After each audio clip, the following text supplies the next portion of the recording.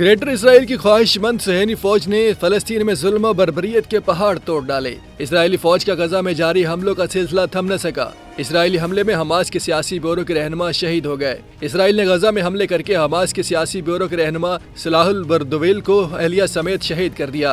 गैर मुल्की मीडिया के मुताबिक इसराइल की जानिब से गजा के मुख्तलिफ हिस्सों में शदीद बमबारी का सिलसिला भी जारी है, जिसके नतीजे में हफ्ते को मजीद 34 फलस्तीनी शहीद हो गए। इसराइली हमले में हमास के सियासी ब्यूरो के रहनुमा अहलिया समेत शहीद हुए थे। उसके अलावा इसराइल ने जनूबी लेबनान की वादी बेका में भी हमले किए, जिससे शहीद लेबनानियों की तादाद 7 हो गई। जबकि लेबनान की मज़ाहमती तंजीम हिजबुल्लाह का कहना है कि जंग बंदी पर कारबंद है। दूसरी जानिब इसराइली दारुल हुकूमत तेल अवीव में इसराइली वज़ीर आज़म के खिलाफ मुजाहिरे में हजारों अफराद ने शिरकत की और यरगमालियों की वापसी का मुतालबा भी किया।